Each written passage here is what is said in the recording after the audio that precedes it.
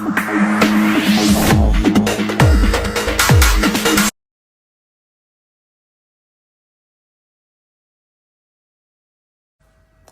Friends, मैं आपका doctor Pankaj Chaturvedi, dermatologist from new Delhi. लेकिन आज मैं आपको स्किन के बारे में नहीं, कोविड-19 के बारे में कुछ बहुत ही इम्पॉर्टेंट इन्फॉर्मेशन दूंगा।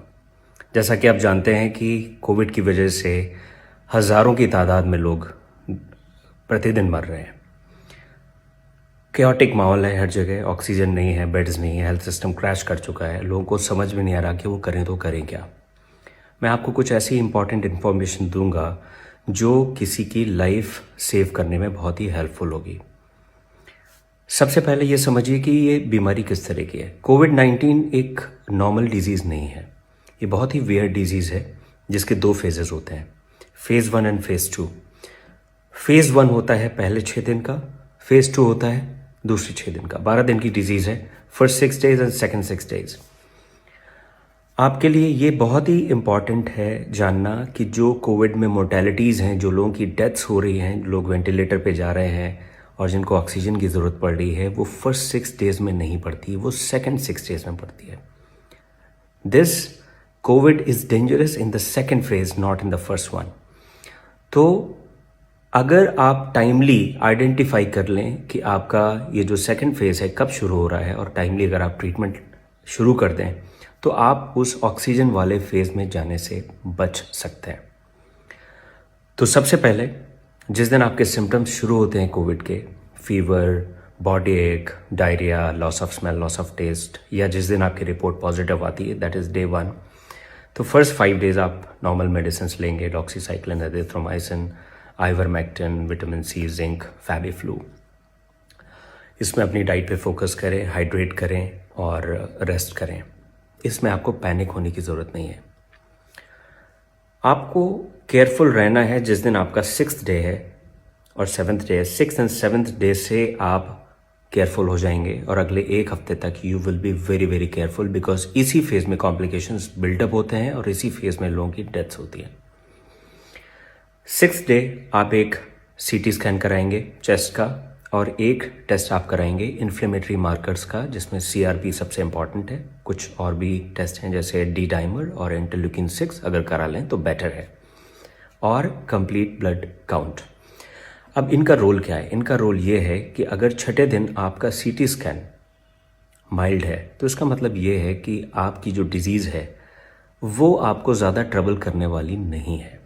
अगर आपका CRP लेवल बहुत माइल्ड है, नॉर्मल है या रेज्ड ज़्यादा नहीं है, इसका मतलब ये कि आपकी बॉडी में जो इन्फ्लेमेशन बिल्डअप हो रहा है वो ज़्यादा नहीं बिल्डअप हुआ है और आपको पैनिक होने की ज़रूरत नहीं है। Of course you have to be careful, but panic mode में जाने की ज़रूरत नहीं है।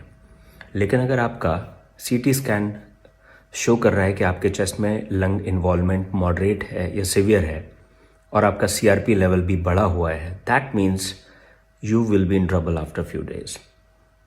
इसलिए आपको बहुत ही केयरफुल रहना है। अगर ये लेवल्स आपके मॉडरेट टू सीवियर आते हैं, CRP का लेवल बढ़ा हुआ आता है, तो immediately you will consult a physician and from 6th और 7th day you will start your steroids and blood thinners.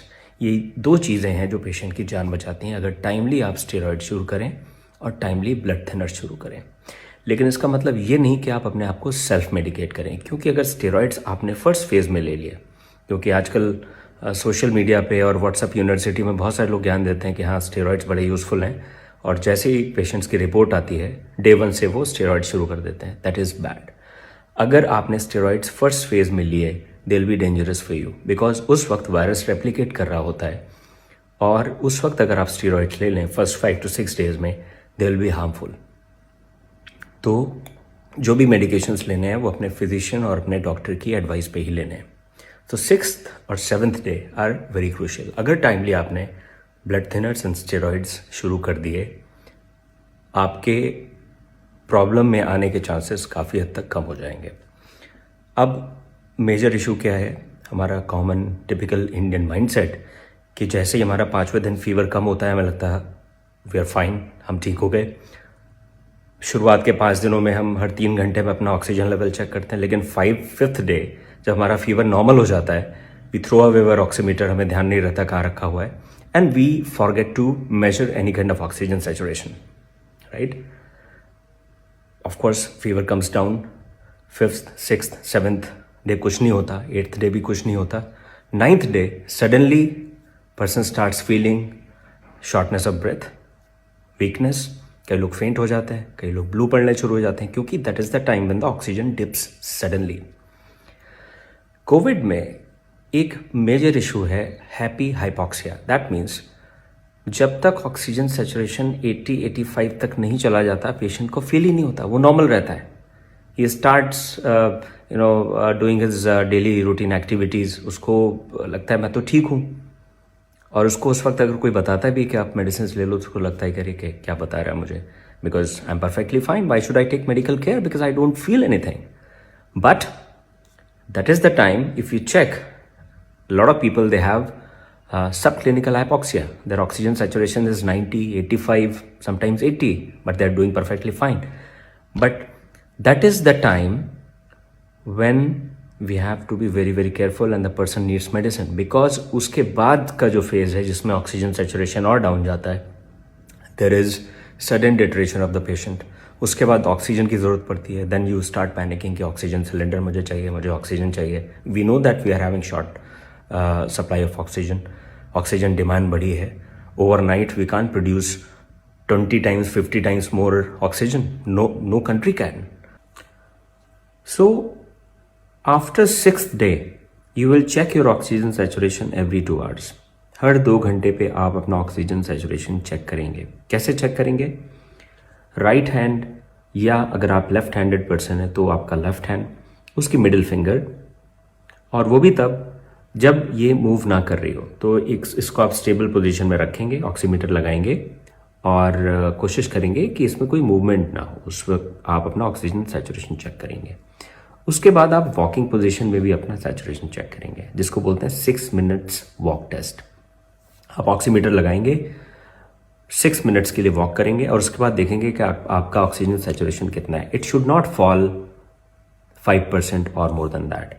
अगर आपका ऑक्सीजन सैचुरेशन वॉक करने के बाद 5% डाउन जा रहा है, that means your lungs are affected and you have to be extremely careful and seek medical attention. अगर आपका बैठे हुए ऑक्सीजन सैचुरेशन 90 आ रहा है, लेकिन आप वॉक कर रहे हैं उसके बाद वो 85 हो जाता है, that means your lungs are affected. तो इस चीज़ का भी आपको बहुत ध्यान रखना है. So we have to avoid that situation. हमें उस कंडीशन में पहुंचना ही नहीं है कि हमें ऑक्सीजन की ज़रूरत पड़े, बिकॉज जब आप उस स्टेज में पहुंच जाते हैं तो ऑलरेडी डैमेज हो चुका होता है. काफ़ी हद तक रिकवर होने के चांसेस 50-50 होते हैं. आप बच भी सकते हैं, आप नहीं भी बच सकते हैं. तो आपको उस स्टेज में पहुंचना नहीं है. You have to prevent that situation and you can only prevent by identifying the time line of COVID and taking proper measures right from day 6 और day 7. Right? If you'll do that, most probably you will sail through. Most probably आप बच जाएंगे और अपने आसपास जो भी आपके रिश्तेदार हैं, जो भी आपके फ्रेंड्स हैं, फैमिली मेम्बर्स हैं, उनको भी आप बचाने में हेल्प करेंगे. फ्रेंड्स, ये जो वक्त है, ये जो समय है, वो है एक दूसरे की हेल्प करने का. मैं डर्मेटोलॉजिस्ट हूँ, but still I am making this video so that I can make you aware. Most of the people who are suffering right now, they are suffering because they couldn't take timely measures, क्योंकि उनको पता नहीं था कि problem 6th-7th day से शुरू होती है. They thought that 4 or 5 days fever was there and after that they became perfectly fine. 5वें दिन फीवर चला गया, मैं तो ठीक हो गया. Because of this, they don't know. Please educate them. Okay? And do not ignore your symptoms. Consult a physician. Online consultation कर सकते हैं. Standard guidelines हैं कोविड केयर के. And पैनिक में ना रहें. अगर इन चीज़ों को आप फॉलो करेंगे, most of you will be fine. Take my words. Thank you.